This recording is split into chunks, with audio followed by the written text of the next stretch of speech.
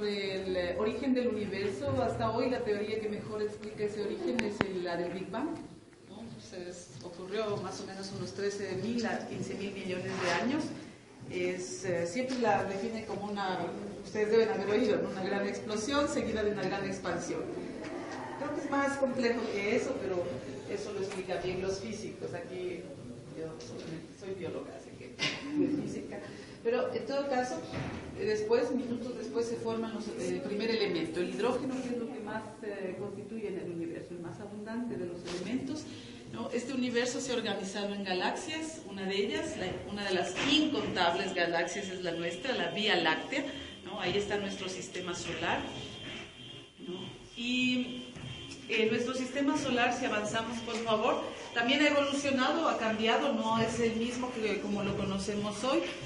Y ahí está nuestro planeta, ¿no? Nuestro planeta, el planeta Tierra, que también ha evolucionado. Esto que van a ver ustedes aquí, pues ya lo conocen, ¿no? Ya lo saben, esta teoría del desplazamiento de las masas o la tectónica de placas, que es muy importante saber, ¿no?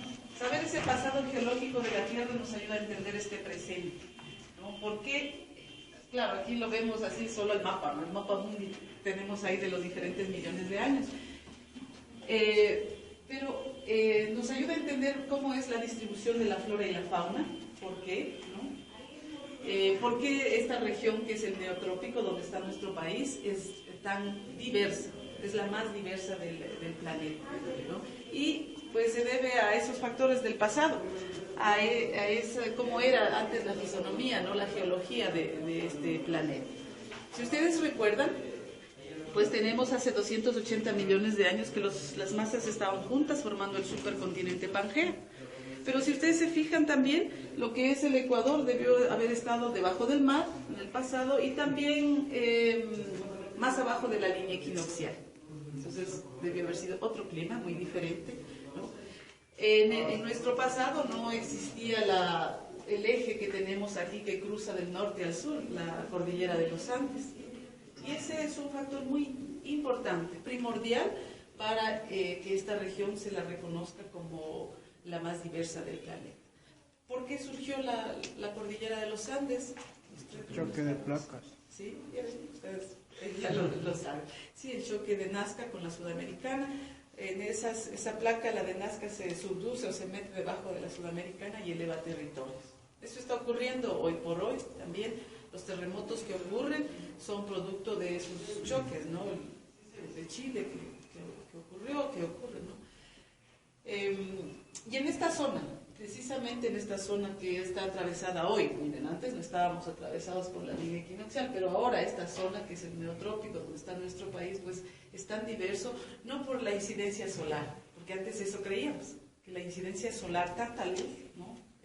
La mitad de las 24 horas era luz, pues eso era lo que definía la alta diversidad. Pues hoy se sabe que ese levantamiento progresivo de la cordillera ha hecho que se pues diversifiquen las especies. Con un ejemplo así muy sencillito. Si esto, imagínense, tal vez, ¿no? Como bien plano, las especies ya estaban ahí, la vida ya estaba ahí, ¿no? Hace más de 10 millones de años ya estaba, incluso hace 3.800 millones de años ya apareció la vida, ¿no? Si surge una cordillera, separa a estas especies, a esta especie, ¿no? En poblaciones distintas.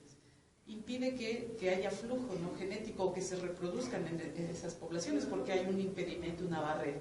Entonces cada una sigue un curso, cada una formará una nueva especie. Digo, un ejemplo sencillo, ¿no? Hay otro tipo de barreras también que se dan, pero pensemos en esta, porque está la montaña elevándose, ¿no? Han contribuido también a esta mega diversidad las corrientes marinas. Por ejemplo, hace 20 millones de años, o un poco más, 28, esto estaba junto, la Antártida con Sudamérica. Entonces, al separarse, se forma esta corriente marina que es la de Humboldt, que es muy importante, porque también modifica el clima, ¿no? Incluso ya hay muchas investigaciones que se han llevado a cabo en Galápagos, ¿no? Porque la corriente fría de Humboldt también influye a Galápagos, o la cálida del Niño también, que viene desde el norte. Entonces, en los pinzones, los investigadores que estudiaron determinaron que era ese cambio climático, esos cambios de clima que determinaron que los pinzones, que arribó a una sola población de una sola especie, se diversifiquen en tantas especies, ¿no? Entonces es importante también, son importantes las corrientes marinas. Otro ejemplo, y que creo que todos conocemos, por ejemplo, Australia. Cuando les digo Australia, ¿qué se les viene a la mente en fauna? Canguros, Koalas. ¿Qué son koalas? ¿No? El demonio de Tasmania, ¿no? Toda esta zona es lo que conocemos como Oceanía. Entonces, ¿por qué hay tanta diversidad de este grupo que llamamos nosotros marsupiales, mamíferos marsupiales? ¿Por qué aquí, por ejemplo, en el Ecuador no son tan diversos? En el Ecuador tenemos como 400 y más de especies, porque ya ha cambiado, antes estaban 406, se ha elevado el número. Más de 400 especies de mamíferos, pero solo 20 son marsupiales. Entonces, si crecen en conjunto marsupiales y el otro grupo de mamíferos que somos el resto, ¿no? Los placentarios, como los felinos, los venados, los ratones, los murciélagos, los perezosos, al estar creciendo juntos, pues los más exitosos son los placentarios. Pero ¿qué ocurrió aquí? Australia estaba, cuando se originan los primeros mamíferos, más o menos hace 200 millones de años, también estaba todavía junta Australia, surgen estos marsupiales y tienen la oportunidad de migrar a todos los continentes. Sin embargo, cuando surgen los otros mamíferos, ya Australia estaba a la deriva, separándose. Entonces, los placentarios no tuvieron la oportunidad de migrar, de tal manera que Australia viene ya aislada más unos 200 millones de años, sola, ¿sí? Entonces ahí tenemos especies muy particulares y gran diversidad de marsupiales. No hay otro espacio en el planeta que tenga tanta diversidad de ese grupo. Y se debe entonces a ese pasado. Por eso les decía, la distribución de la flora, de la fauna, pues nos ayuda a entender conociendo ese pasado. Como ejemplo, ¿no? De ahí hay otros más. El futuro nuestro también en 50 millones de años, porque esto no es que las placas han dejado de moverse, se siguen moviendo, entonces también se ve diferente, ¿no? Si se fijan en África tiene un nuevo mar. Si ustedes se fijan en el mapa actual, por aquí hay una serie de lagos. Ahí se está formando más tierra y está permitiendo la entrada de agua. Igual la península arábiga se está separando, o sea, este mar rojo se está también abriendo. Eso es lo que está ocurriendo hoy por hoy y pues por eso también todos los terremotos que tenemos, ¿no? Entonces la vida ha sido influenciada en esta tierra, ¿no?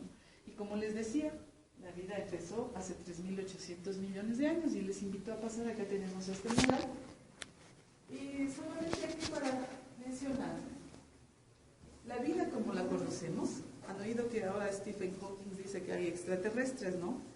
Tal vez sea otro tipo de vida, no como la nuestra, pero para la nuestra, para nosotros, este tipo de seres con células, es importante y crucial el agua en estado líquido. En nuestra atmósfera primitiva, en nuestra tierra primitiva, pues había agua, pero en estado de vapor, porque era muy caliente en principio. Esa agua en forma de vapor, cuando la temperatura disminuye, se condensa y cae en forma de agua líquida o en forma de lluvia. Es ahí que aparecen los primeros seres, las bacterias o parecidas a ellas. Esas evolucionan y van a dar origen al resto de seres vivos, siempre y cuando nosotros creamos que esa teoría evolutiva es verdadera, ¿no?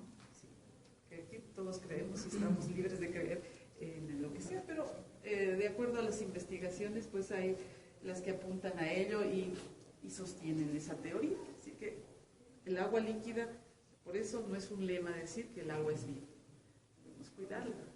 Para eso tenemos que hacer muchos esfuerzos y desde aquí lo podemos hacer. Entonces, evolucionan los seres y tenemos aquí los cambios. Pero ¿por qué evolucionan? ¿Por qué cambian los seres? ¿No? Los seres, ¿a qué se debe que las especies se modifiquen? Las adaptaciones. Muy bien, para las esponjas que las tenemos hasta ahora. Y si piensan en las medusas, ese patrón es hasta hoy el mismo. Entonces son exitosos, más que nosotros, quizá porque viven millones, más de 600 millones de años. En esta sección tenemos este ejemplo recreado de los estratos geológicos. Si ustedes ven cada capa, diferentes colores corresponden a los periodos, ¿no?, de estas eras geológicas. Entonces, las capas más viejas están abajo y las más nuevas están arriba. Si nosotros nos ponemos a pensar en dónde estamos nosotros, en qué era, en la Cenozoica, y estamos en el período cuaternario, estaremos en este estrato el más superior. Ese es el menos viejo, ¿no? ¿En base a qué se determinan estos estratos o estos periodos? Pues en base a las edades de los minerales, de las rocas, pero también de los fósiles que están ahí, que quedaron ahí en esos estratos. Entonces, ¿quiénes estudian esto? Pues los geólogos, ¿no?, las rocas minerales, y los paleontólogos, los fósiles. Aquí como algo así muy sui generis, muy particular, si ustedes se fijan en este periodo que corresponde al Cretácico, ¿sí?, esas son rocas verdaderas, ¿no?, que fueron encontradas en la zona de, digamos que en las faldas del Reventador, por el río Azuelo, por nuestro paleontólogo, ¿sí? Él dató en 80 millones de años. ¿Pero qué tienen de particular? Estas huellitas que ven aquí corresponden a estos seres marinos conocidos como amonites. Entonces, él no es que si ustedes conocen la zona del Reventador, pues ahí no tenemos mar, pero hace 80 millones eso estaba bajo el mar. Eran unos mares no tan profundos donde habitaban estos seres vivos. Igual en esta roca, si ustedes pueden acercar, pueden pasar tocando, y tenemos un fósil también de amonite, chiquitito, en esta roca que proviene de la provincia del Chimborazo. También eso estuvo bajo el mar. Entonces, más o menos unos 100 millones de años antes, teníamos esas zonas, tanto en la costa, tanto en el occidente como en el oriente, que estaban bajo el mar. Entonces, son evidencias, las evidencias, estos fósiles, ¿no?, dejados por los seres vivos. Si no recuerdan qué son los amonites, que a veces si aprende uno eso, si le enseñan o se ha visto, o son unos seres parientes de los pulpos y calamares, solo que tenían concha, y eso es lo que se tiene, las conchas, ¿no?, o las huellas de esas conchas. Y aquí podemos ver en este mural, para que recuerden, nomás, porque luego van a decir, sí hemos visto, ¿no? Aquí tenemos estos son los amonites. De ese tipo se han encontrado aquí en el Ecuador, gigantes y así pequeñitos como estos. Entonces, miren, tiene tentáculos, como les decía, parientes de los pulpos y calamares. Pero hay otros también de otros modelos, ¿no?, estos también. Y el otro modelo que existe hasta hoy es el fósil viviente, los famosos nautilos. Tal vez han oído eso de los viajes de Julio Verne en el Nautilus, ese escrito, ¿no?, es una obra literaria que hace referencia a hacer que lo consideran mítico, porque es muy arcaico, ¿no?, como especie, ¿no? Entonces, no como grupo, o sea, como grupo, este es el sobreviviente. Son millones de años. Nosotros aquí apenas llevamos como especie humana 150.000 años, más o menos. Están cambiando las cosas, pero más o menos es. Aquí pueden observar también los fósiles de estos amonites. Bueno, aunque esta réplica que tenemos acá es de un trilobite. Trilobites son más arcaicos del Cámbrico, más o menos 500 millones de años antes. No se han encontrado aquí en el Ecuador, es una réplica traída de Portugal. Pero estas rocas que son tipo pizarra son de esta zona que les decía, de la zona del Reventador. Y pueden ver ahí huellas de seres más grandes, estos famosos amonites. Eso tenemos, y ahora acabamos esta era que es la paleozoica, la era vieja que se llama, y llegamos a la era mesozoica, que es la típica y conocida, que es la más conocida por todos, es la era de los dinosaurios. Entonces, pueden pasar, tenemos todo el lugar, que fueron de todos los tamaños.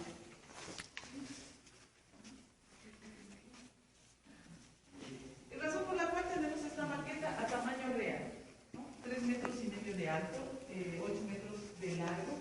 Es un alosaurio, habitó en Norteamérica, ¿no?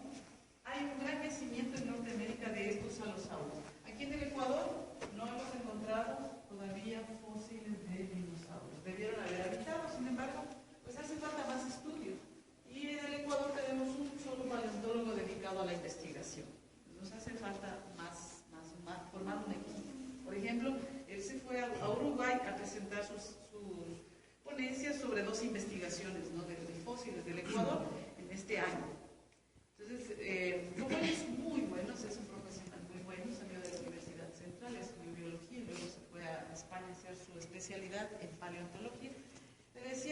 que sea el próximo congreso aquí, en el Ecuador, pero necesita, o sea, formar un equipo, ¿verdad? Porque hace falta más para hacer un mejor trabajo y quedar muy bien. Entonces, está tal vez para el siguiente, para aquí a 2 años. Entonces, nos hace falta esos profesionales que sigan estudiando, ¿no? Entonces, por eso les decía, no se han encontrado, debieron haber habitado aquí. Claro, otro factor, esto de la formación de la cordillera, pues es algo que también pudo haber influenciado, ¿no? Para que no encontremos fósiles. Entonces, este fósil norteamericano, hay una especie también europea, es el alosaurio, ¿no? No lo confundan con el tiranosaurio. El tiranosaurio rex era el doble de tamaño, no tenía estas crestas que ustedes le observan, y se cree que era más críptico, más gris, ¿no? Este es más llamativo. La dieta mayor de estos era la carroña, ¿no? Pero sí cazaba pequeños mamíferos que ya existían, o también otros reptiles. Recuerden, los dinosaurios son reptiles, un grupo de reptiles más evolucionados que las tortugas, que las serpientes, que las lagartijas. A los cocodrilos, a los lagartos, que también son arcaicos y han sobrevivido, también son un poco más evolucionados, ¿no? Pero diferente de este grupo de dinosaurios. Entonces, estos todos terrestres, no hubo voladores. Aquellos que volaban en el Jurásico eran los pterodáctilos, otro grupo de reptiles. Estos pues tenían ya la mayoría, mantenían la temperatura corporal igual que nosotros. Eso les permitía pues habitar en cualquier ambiente. Cuidaba su mundo. Esta recreación que van a observar es la del bosque petrificado de Puyaco. Tal vez alguno de ustedes ha estado allá, ¿no? Es en la provincia del Oro. ¿Por qué los traigo de allá acá? Bueno, antes, más o menos en el Cretácico, que es el último periodo de los dinosaurios, teníamos en la zona de esta provincia del Oro y la zona de Loja, digamos, Loja y el Oro, ¿no? En la parte esta que colindan las dos provincias, teníamos bosques muy altos de araucarias.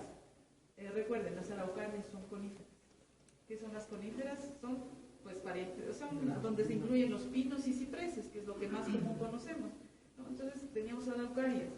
¿Ya? Imagínense, así era esa zona del país, muy húmeda, súper húmeda. Hoy lo que tenemos es esto, bosque seco, con este tipo de vegetación. No tenemos coníferas, todas están fosilizadas, esas araucarias, ¿no? Y es la recreación que tenemos aquí. Entonces, ¿qué pasó en esa era? Y que también contribuyó a la extinción de los dinosaurios, las erupciones volcánicas. Mucha ceniza cayó, quemó los bosques. Sin embargo, hubo las condiciones para que ciertos troncos se fosilicen, por eso es petrificado, o se hagan piedra. Eso es un fósil, una piedra que guarda las características del ser vivo al que le perteneció. Pues en ese caso, en ese entonces, esa ceniza estaba rica en óxido de silicio. Mezclado con agua, en ausencia de oxígeno, se mete en toda la parte orgánica y la reemplaza. Y así se forman los fósiles, ¿no? Bueno, es un proceso muy largo, pero básicamente es eso. Entonces, eso es lo que tenemos recreado aquí. Y si fueran ustedes allá a Puyango, eso verían afloramientos fósiles de esas plantas que existieron en el pasado, ¿no? Que es indicador de que teníamos otro clima. Y con el estudio de los fósiles se sabe que eso es como un pantano, muy húmedo. Si ustedes piensan en esa parte de Loja y el Oro, pues es muy seco, ¿no? Entonces, hoy es como lo vemos. Entonces, eso ayudó a que se extingan los dinosaurios. Pero también hubo otro factor. Ya estaban los mamíferos, ¿no? Pequeños, nocturnos, tipo musarañas, y cavadores, ¿no? Que sobrevivieron, gracias también a que se comían los huevos de los dinosaurios. Entonces, si las especies no se reproducen, se extinguen. Y eso es lo que pasó. Se extinguieron, pero gracias a ello estamos aquí nosotros, porque de lo contrario no estaríamos, ¿no? Siguieron evolucionando los mamíferos, ¿no? Y de ahí viene la era de los mamíferos y las aves. Entonces, eso es lo que vamos a ver acá en el Cenozoico. Y lo que más tenemos aquí en el museo son fósiles de esta era de hielo, del Pleistoceno, que son unos 12.000 años a 2,5 millones de años antes. En estos vitrales, ustedes ven fósiles verdaderos de mastodonte. Entonces tenemos la defensa, a veces comúnmente le dicen colmillo, pero no es un colmillo. Recuerden, los mastodontes eran herbívoros, no tenían caninos, tenían incisivos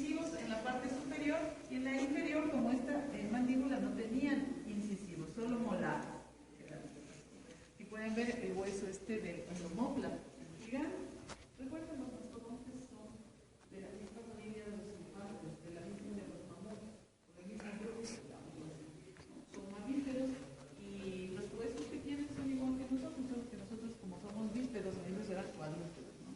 Esa es la diferencia y eran gigantes. En este diorama, que es esta recreación de un yacimiento de fósiles que existe en el Carchi. Si alguno de ustedes es del Carchi, va a conocer la localidad de Bolívar. Ya en Bolívar, ahí tenemos, todavía existe el yacimiento, la gente, no sé si le llegó a hacer el museo de sitio, y donde se pueden ver afloramientos fósiles de estos gigantes del pasado. Entonces, en esta recreación vemos esa cadera, la cadera fósil del perezoso gigante, de aquel de 3 metros. Los demás son de mastodonte, recreaciones. Por ahí ven una mandíbula de caballito en ese molón de Cangagua, es verdadera. Entonces recuerden, sí tuvimos caballitos, solamente que se extinguieron. Aquí también se extinguieron. Los caballos que tenemos hoy, pues provienen de aquellos que evolucionaron en Europa. Cuando vinieron los españoles, trajeron caballos, trajeron vacas, trajeron conejos, trajeron ratas y ratones, de esos que habitan con nosotros en las casas o en las ciudades. No todos tenemos ratoncitos en las casas. Esas esferas que ustedes ven ahí son evidencia de los escarabajos peloteros, ¿no? Son muy comunes, tal vez han visto ustedes. Sí. En Quito hay algunas paredes todavía de Cangagua y se puede ver ahí. Aquí en el hospital militar hay un parqueadero y todavía están ahí los fósiles. Esas esferitas son el comportamiento, digamos, la evidencia del comportamiento de los escarabajos peloteros. Entonces, lo que hacen es una bolita, más o menos, y ahí ponen los huevos eclosionan, la larva sale, se alimenta de la bolita. La bolita está hecha de estiércol de los animales y mezclado con lodo, ¿no? O cangagua en ese caso. Entonces, la larva metamorfosea y sale el adulto. En el 2013 ya salió la publicación se encontró aquí por la RITER, por la Universidad Central, ¿sí? Ahí se encontró una esfera con el escarabajo. Recuerden, estos son ignofósiles, no son fósiles. Los fósiles son de plantas o de animales, del ser vivo. Esa es solamente la evidencia del comportamiento. Entonces no se sabía cuál era. Ya, entonces ya está aquí, reposa en las colecciones, es una partecita, el fósil, una partecita de la cabeza se encontró, es pequeñito, el escarabajo pelotero. Así que así hay muchas cosas que todavía se siguen descubriendo. En esta misma universidad, el paleontólogo, al final tenemos una pared así de Cangagua, encontró estas esferas de Cangagua, pero diferentes. Ese huequito que lo ven tiene unos bordecitos, entonces es un modelo distinto, probablemente sea de otra especie, de otro escarabajo. Entonces es la recreación de este yacimiento. Y si pasamos, se me acompañan, por favor, tenemos esta construcción del esqueleto del mastodonte en base a estos fósiles que acaban de observar en esta piscina. Es de 2.4 metros de alto, ¿no? El mastodonte es esta especie guarinqui, la más común, ¿no? Pero también se ha encontrado en la provincia de Imbabura la otra especie, la especie de Cuvigeronius. Entonces, ¿qué es lo que tenemos de esa? Este diente, o esta muela, perdón, porque no tiene dientes. Es una muelita del mastodonte. ¿Y quién la colectó? Humboldt. Humboldt, que pasó por aquí en 1800 más o menos, él la colecta y aquí reposan estos fósiles, ¿no? Ya desde los años 40 están todos esos fósiles. La Universidad Central allá también se dejaron fósiles y otras colecciones, ¿no? Que existen, que son muy antiguas. Este es el mastodonte, imagínense nuestro callejón interandino, nuestra costa, con estos animales, ¿no? Estos son producto de aquellos que vinieron de Norteamérica, ¿no? Junto con los caballitos, junto con los pumas, venados, ¿no? Aquí teníamos una fauna que la consideramos nativa, los perezosos y armadillos, también las raposas marsupiales. Esos eran como nuestros nativos. Ellos migraron al norte también a la vez que estos bajaron. Y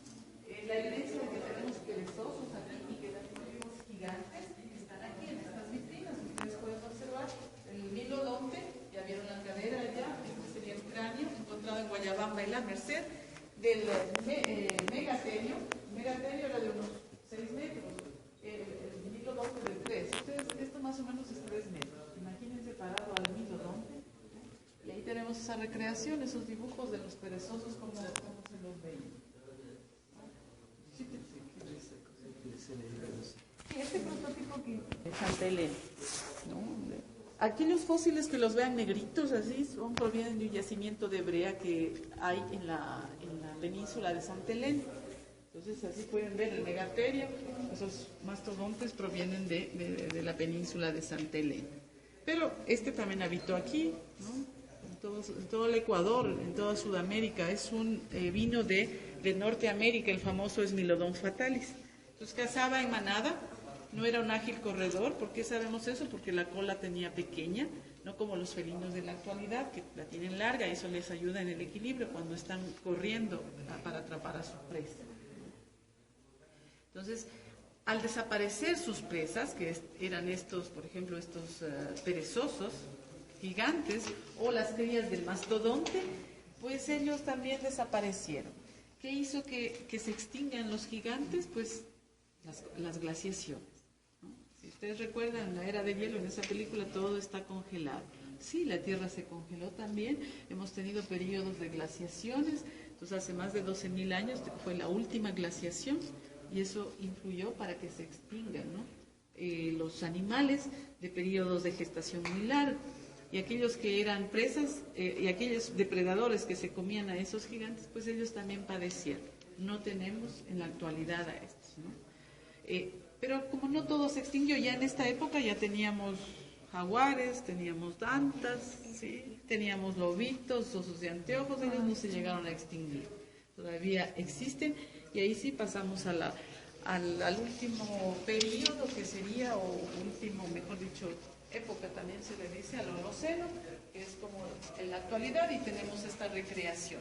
Y pueden observar este no es un fósil, este esqueleto, esta osamenta, es del tapir o danta de la Amazonía. ¿Sí? Como saben ustedes, nosotros seguimos deforestando porque la población cada vez crece más y demanda más recursos. Entonces, eso le afecta principalmente a la danta o tapir. En la altura también tenemos el tapir andino, ¿no? También está muy amenazado de extinguirse, ¿no? Tenemos ositos de anteojos también que están amenazados, ¿no? Lo que más es el tapir. Y nosotros los humanos, ¿dónde cabemos? También tuvimos nuestra parte, evolucionamos, pero no en América, sino en África. El ancestro más cercano sería este Homo sapiens, perdón, Homo erectus, pero también Pithecanthropus erectus le llamaban, pero es del género Homo actualmente. Recuerden, en África también han surgido cordilleras o montañitas que separaron a poblaciones de estos Homo erectus. Entonces, una población, la que quedó en el norte, dio origen al hombre de Neandertal. La población de estos que quedó en el sur del Sahara dio origen al Homo sapiens sapiens. Este Homo sapiens, igual el hombre de Neandertal, salen de África, coloniza Europa, ¿no? La península arábiga, ahí fue también su ambiente, pero también nosotros salimos y nos dispersamos por todo el planeta, ¿no? Competimos con el hombre de Neandertal y ayudamos a extinguirlo. Entonces eso también, porque nosotros fuimos más exitosos. ¿A qué se debió nuestro éxito? A que formábamos grupos muy numerosos, pero este grupo con el otro compartían información. ¿Han oído ustedes hablar de que la información es poder? Es poder. Eso les posibilitó, cuando intercambiaban información, mejorar sus técnicas de cacería, sus armas de cacería. Porque la comida es importante. Si no comen, pues también se extinguen. Mientras que el hombre de Neandertal vivió en grupos, en hordas pequeñas, pero muy alejados en Europa. Imagínense, fueron desplazados más al norte, condiciones muy frías. Entonces no pudieron compartir esa información. Y así no se mejoraron. Fueron difíciles las condiciones, y enfrentarse a un grupo de estos que tenía más éxito y eran muchos más, fue muy difícil. Sí se hibridaron, ¿no? Hay un 1% más o menos de genes del hombre de Neandertal en las poblaciones asiáticas y europeas, no en las africanas, ¿no? Porque estos que migraron ya se desplazaron al norte. Entonces, así Se extinguen nuestros primos más cercanos y quedamos nosotros. Como decimos, el Homo sapiens salió de África, Australia se supone que llegó hace 40.000 años, aquí América hace 20.000 años. Pero aquí en nuestro territorio ecuatoriano no estamos mucho tiempo, apenas 10.000 años. Sabemos eso por los fósiles que tenemos aquí en estas dos, que ya deben haber visto ustedes. No sé si les pasa esto. No las prendí, este es del cráneo de Langasí. Langasí, si tal vez no conocen, es en el Valle. El cráneo de Otavalo, del río Andi, se fue encontrado. Entonces son más o menos de unos, datado en 3.000, 4.000 años. Sí en 8.000 años, ¿no? ¿Por qué tantas discordancias? Porque no se han hecho las excavaciones como se les merece. Entonces ha habido mezclas, ¿no? Pero de otros hallazgos arqueológicos, creo que conocemos, esta es una maqueta con las del Ecuador, donde se evidencian las regiones naturales del Ecuador. Pero algo más que tenemos pintado ahí, eso rojo, son las áreas protegidas. Aquí están 23 de las 50 áreas protegidas, porque este museo ya lleva muchos años, ¿no? En los últimos años pues se han incrementado las áreas protegidas, es decir, donde el Estado está gastando dinero para proteger por la biodiversidad, porque tenemos ahí que esos recursos genéticos que debemos cuidarlos, ¿no? Para el futuro. Si ustedes se fijan, en la región costa, a pesar de que se han incorporado nuevas reservas, refugios, no tenemos muchos, ¿no? Muchas manchitas rojas no hay. Aquí en la sierra casi no tenemos nada, pero en las estribaciones orientales, en la Amazonía Baja, es donde tenemos nuestras áreas mayores, donde conservamos más, tenemos mejores bosques, porque eso es un área protegida, bosques en buen estado de conservación. Galápagos es todo, el 97% es parque, ¿no? Entonces no valía pintarlo de rojo. ¿Por qué creen que aquí en la costa no tenemos tantos bosques en buen estado de conservación? ¿Qué encontramos más en la costa? Pensando hacia adentro. Manglares. Los manglares también son áreas protegidas, pueden formar. Y sería bueno que tengamos tanto manglar, pero ya no tenemos tanto manglar. ¿Cómo? Bosques secos, como en buen estado, nos queda muy poquito. Está a punto de desaparecer ese tipo de ecosistema bosque seco. Ustedes cuando se van a las playas, ¿qué es lo que más les divierte, aparte del mar? ¿Qué hay ahí? Si van a Esmeraldas, las ciudades, la gente, ¿no es cierto? Las chicas. Aquí, ¿qué tenemos? Y los chicos también para nosotros. La gran población ecuatoriana, la mitad de la población ecuatoriana está viviendo en la costa. ¿Qué necesitamos para vivir? Pues todo un asentamiento, ¿no es cierto? Una casa. No botamos todo el bosque para poder vivir. Pero algo más, nuestra comida está ahí. Por ejemplo, tenemos los arrozales. La miel es grande. Todos comemos arroz. El banano también. A todos nos gustan las frituras. La palma africana, que de ahí se sacan los aceites, se sacan los jabones también. Entonces, ahí está nuestra comida, nuestra gente. Y como les decía, cada vez que crecemos en población, demandamos más espacio. En esta zona es muy difícil, son estribaciones, montañoso, un poco más difícil. Estas áreas, antes de los años 60, que no sé, ¿podemos hacerles un pasito para que sigan sus compañeros? Síganle, por favor, al compañero. Un saludo a la cámara, socio.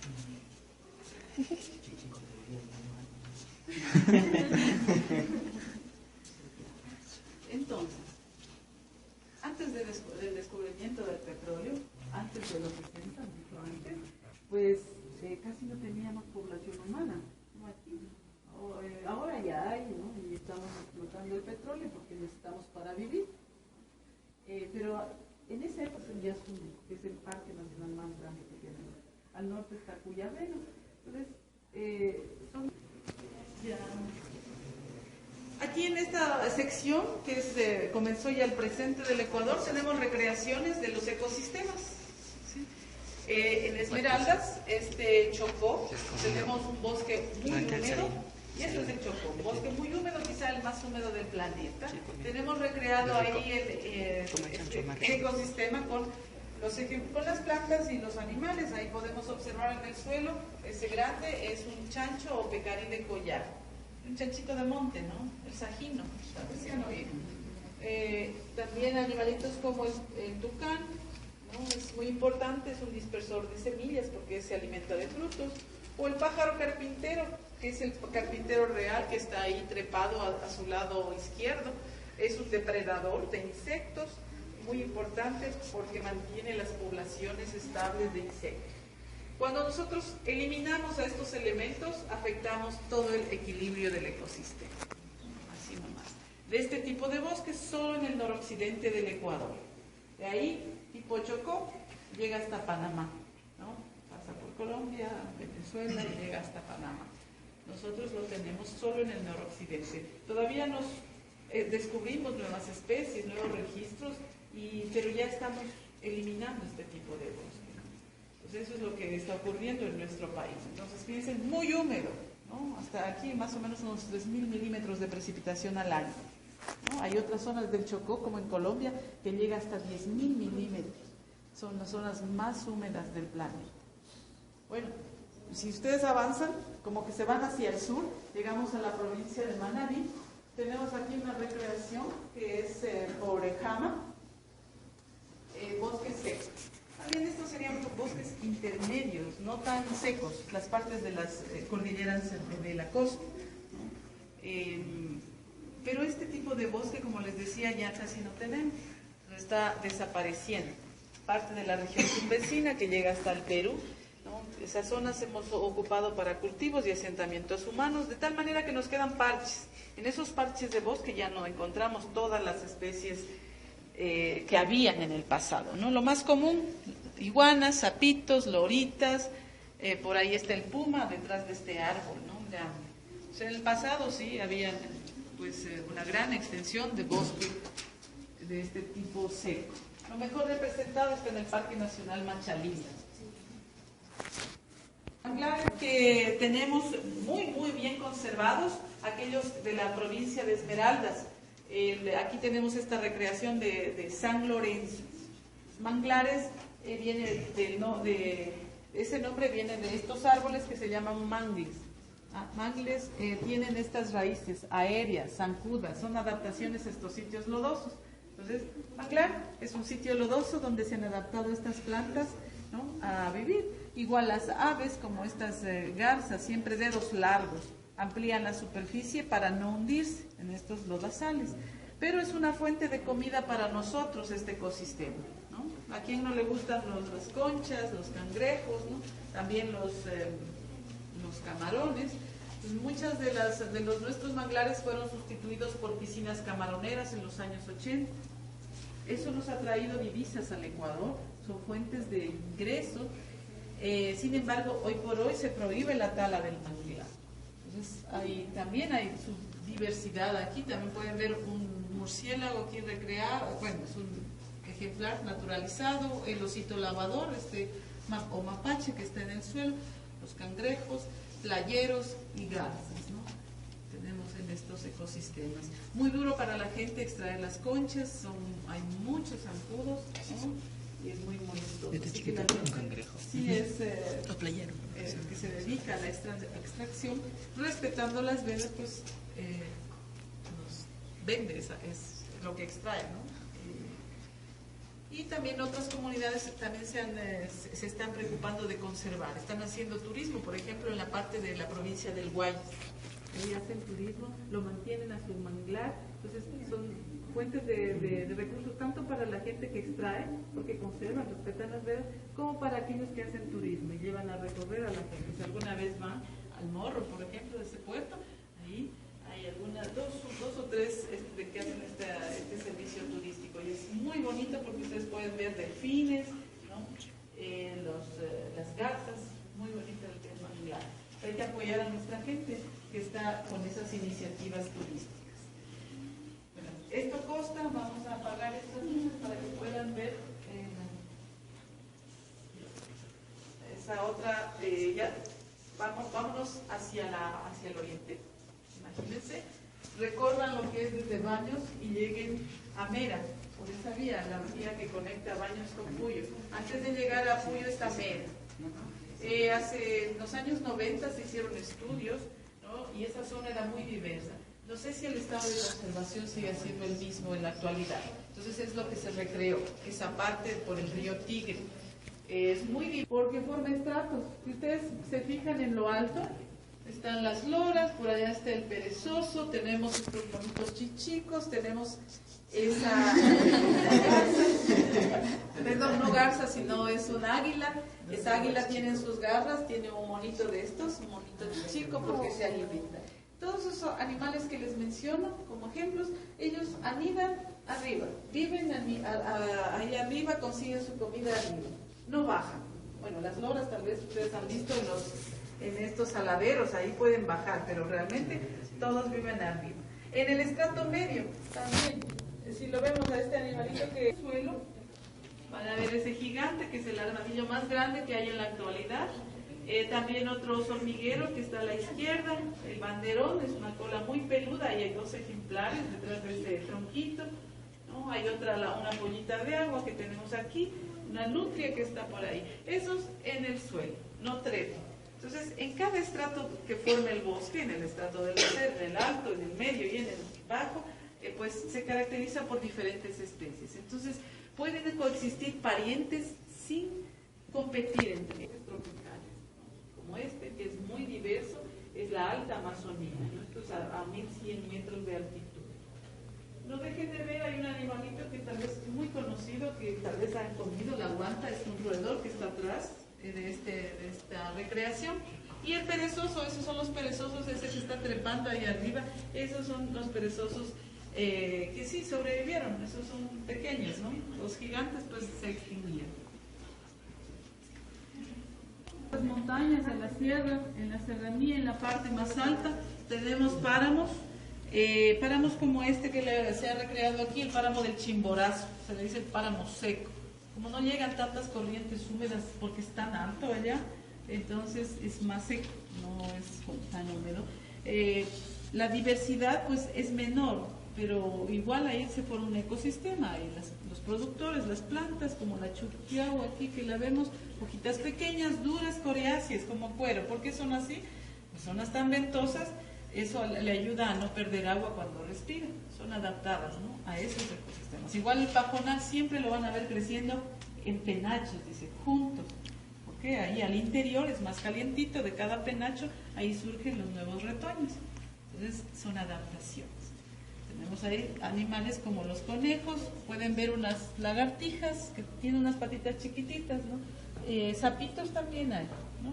Y claro, aves, bueno, no están recreadas aquí, insectos, ¿no? Porque estas plantas, por ejemplo, se sirven de los colibríes para ser polinizadas, ¿no? Pero hay otro tipo de páramo y que por suerte es muy abundante aquí en el Ecuador. Este que es el páramo húmedo. En este caso está recreado el páramo de los frailejones, el páramo del ángel, ¿no? Los frailejones son estas plantas que ustedes las ven que dominan el paisaje.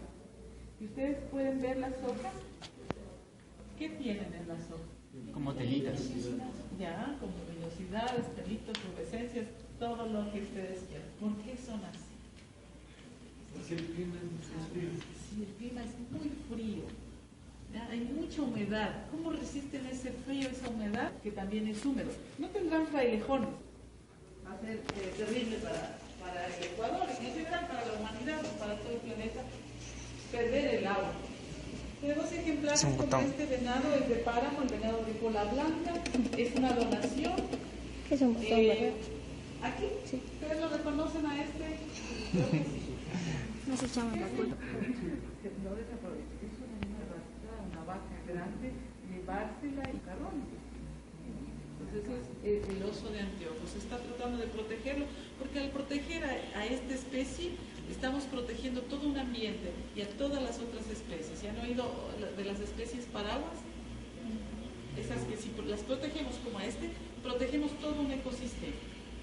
¿Ya? Entonces esa es una especie para... No crean que lo cazamos nosotros. El Ministerio del Ambiente de vez en cuando hace esas redadas en las lounges, hoteles, no sé dónde más, y aquí nos lo donaron, estaba muy estropeado, nuestra pasante de mastozoología, y ella lo arregló, lo bañó, le pintó todo, bueno, lo dejó muy bien. Lástima que estaba así, es parte de la colección de mamíferos ahora. Pero aquí lo exhibimos también para que sepan un poquito de lo que está pasando aquí en el país. Bueno, este es muy conocido, el emblema, está en nuestro escudo. También fue una donación, pero nos donaron el cadáver. A los del Ministerio del Ambiente se les murió, ¿no? Porque hay un gran proyecto para salvar al cóndor. Entonces se les murió, no sé, no le tuvieron cuidado al pasarlo de un lugar a otro, se estresó, nunca nos dieron el reporte de la necropsia, pero eso es lo que contamos, ¿no? Les hemos preguntado y pues no se sabe. Quizás se estresó, los animales también se estresan, ¿no? Y es un joven, macho por la cresta, joven, si ustedes ven dorsalmente tiene las plumas cafés, los adultos tienen blancas, ¿no? Y les cuento, el cóndor, claro, su dieta mayor refiere la carroña, pero también se puede comer, por eso es que lo matan, ¿no? Se puede comer a los terneros, las ovejas. Él no es un ave de presa que va y mata a su presa y luego se la come. No, es un carroñero, entonces casi se come vivas a las presas. Entonces la gente, por eso lo envenena, ¿no? Lo mata. Pero recuerden, el cóndor estaba primero, no estábamos nosotros ahí, como le quitamos espacio y ahí ofertamos otra comida, entonces también, probablemente ya ese comportamiento, como dice nuestra ornitóloga, ya lo tenía desde antes, probablemente sí se comía las llamas, porque vacas no había, ¿no? En el pasado, antes de 1492 no teníamos vacas, teníamos llamas, conejos, los conejos nuestros, ¿no? Los que paran. Teníamos, ¿qué más animales? Los venados, eso sí había, los venados como esos, probablemente él, sí, los adultos lo que se ha visto con las vacas, que abren las alas y las van aislando, dejándolo solito al ternerito, y de ahí le picotean. Entonces por eso lo matan, pero realmente si nos quedamos sin cóndor, en nuestro país se hizo el conteo de cóndores reciencito, el 29 y el 30 de septiembre, y ya vamos a saber cuántos son. Hace 2 años nos dijeron que eran 50. Veamos cuántos nos quedan. Pero eso ocurre aquí en el país, porque en los países vecinos al sur está muy bien la población, de tal manera que por eso a nivel global solo es casi amenazado. Aquí está en peligro crítico de extinción. ¿Cuáles son así nativos nuestros? Los raspabalsas, aquellos peces que los ven pegaditos a un sustrato y que piensan que a veces están muertos. No, son los raspabalsas. Es guañas, carachamas, tal vez han escuchado. Ya, esas son nuestras especies nativas, son muy arcaicas como grupo, ¿no? Están aquí en Sudamérica, y también el levantamiento de la cordillera pues hizo que se formen nuevas especies y queden aisladas.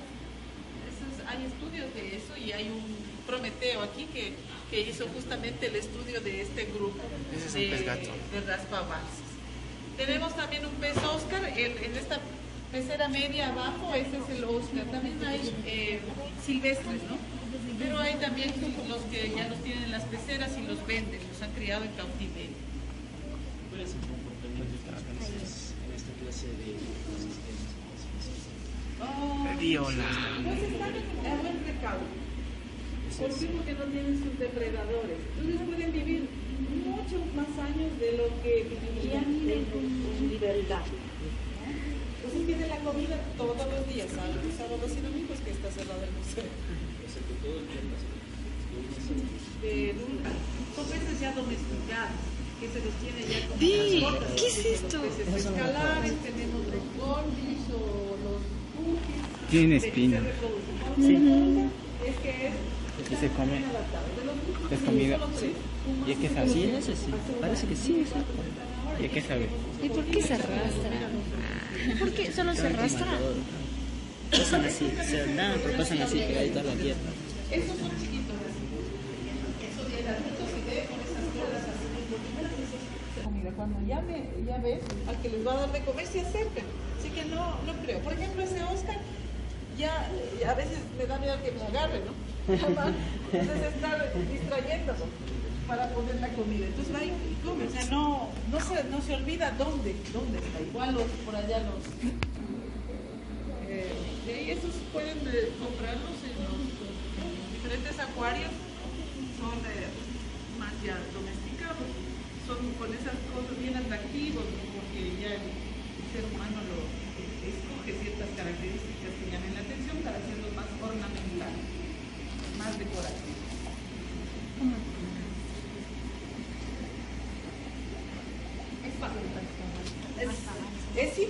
Tenemos aquí 3.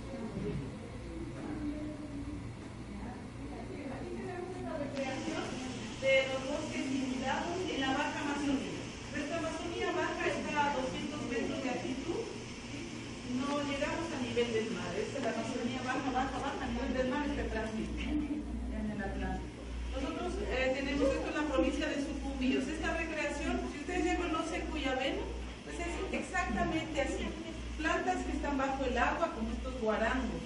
Esta ave que es el oatzin, que se la puede observar, es fácil ver. Y en la época de invierno, cuando están llenas las lagunas, más o menos en enero, febrero, hasta abril, se puede ver delfines. Y es la recreación que tenemos aquí, esa cabecita de delfines, hecha por un artista, el famoso delfín rosado. Entonces es precioso ir en esa época y ver a esta fauna, ¿no?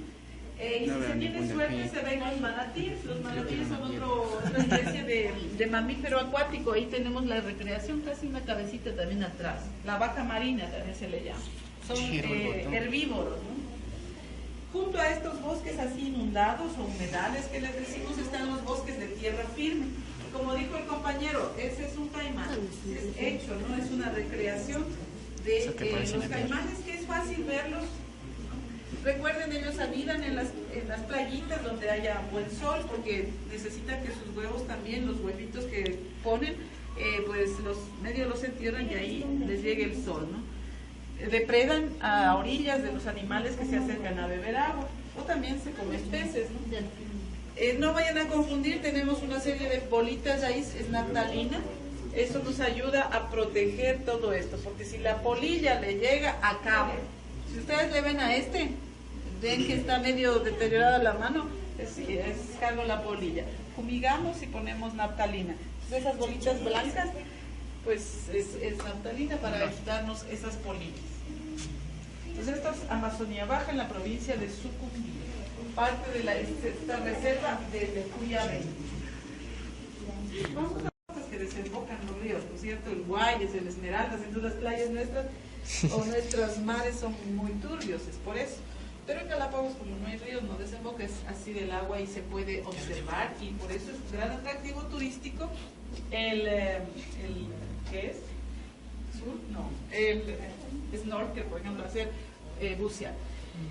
¿Por qué es tan conocido Galápagos? ¿Qué es lo interesante de Galápagos? Su flora única. Ajá, su flora y fauna endémico. Endémico, pues ya saben ustedes, es pues que solamente está ahí. ¿De dónde vinieron esa flora y fauna? Porque recuerden, las islas son de origen volcánico. En medio del mar erupcionaron volcanes y han ido formando estas islas que solo tienen 5 millones de años, no más. Recuerden, nuestro planeta tiene 4.600 millones de años y las islas unos 5 millones, ¿no? Entonces vinieron las especies del continente. Por ejemplo, Sofocarqueleteras, una población llegó del Antártida, pero encontró otras condiciones, otra comida. Entonces se adaptó, no desapareció, se adaptó, y esa adaptación implicó cambios. Ya eso es lo que conocemos como evolución. Es una especie endémica, lobo marino, ¿no? Igual el tiburón de Galápagos es una especie propia como especie, pero como grupo hay en todos lados, ¿no? Una cosa característica que decía el profesor Orsés, ¿no? Gustavo Orsés, este museo se llama así, pero existió. Gustavo Orsés fue el primer biólogo ecuatoriano. Él solía decir, porque fue profesor en la Universidad Central, fue en la Universidad Católica y trabajó aquí, fue director de este departamento de biología. Él decía, Lo más característico de Galápagos, la especie que no existe en el resto del planeta es la iguana marina. Sería el único lagarto marino del planeta, porque está adaptado a comer algas e invertebrados marinos. Su ancestro fue terrestre, pero imagínense, en el principio las islas solo lava, no tenían plantas, ¿no es cierto? Solo lava, así eran, hasta que ya se formó el suelo, ¿no? Pero en mucho tiempo. Así que ellas se adaptaron a comer algas e invertebrados del mar.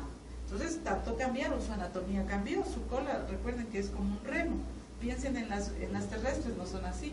Pero algo más, consumen tanta sal, pero pues no les pasa nada, ¿no? Porque su fisiología también es diferente, es una especie única, ¿no? Nosotros si consumiéramos tanta sal, pobres riñones, estaríamos acabados, pero ellas no, ¿no? Entonces esa sería una especie única así.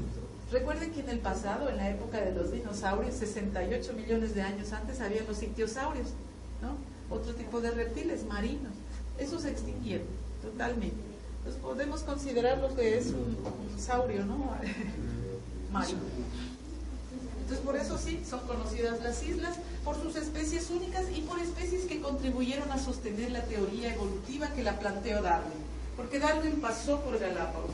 Bueno, recorrió el mundo, ¿no? Pero en Galápagos encontró ejemplos en zoología, ¿no? O estudiamos evolución, siempre van a recordar a las tortugas de Galápagos o a los pinzones, unas avecitas que pasan desapercibidas por ahí, esas negritas.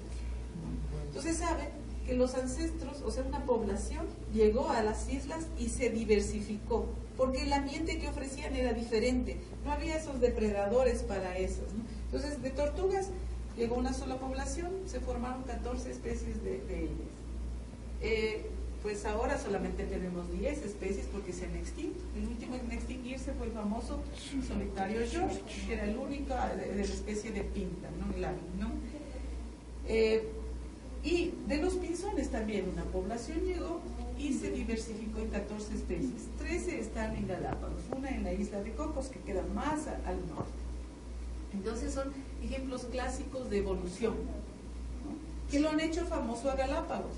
Entonces ya, cuando Darwin publicó su teoría o el libro El origen de las especies, ahí nos cita. Eso es más o menos en 1860. Él estuvo en Galápagos en 1835.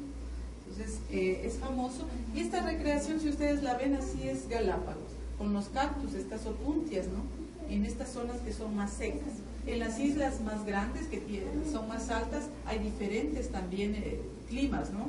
En las zonas más altas son más húmedos, las partes bajas más secas. Entonces Galápagos también es muy interesante por ese aspecto. Y algo que quiero resaltar, miren, esta es una recreación, todo es una recreación, salvo las rocas que vienen de la Antisana, son rocas de lava, pero todo es hecho por un artista. Entonces tenemos artistas muy buenos aquí en el Ecuador, excelentes diría yo.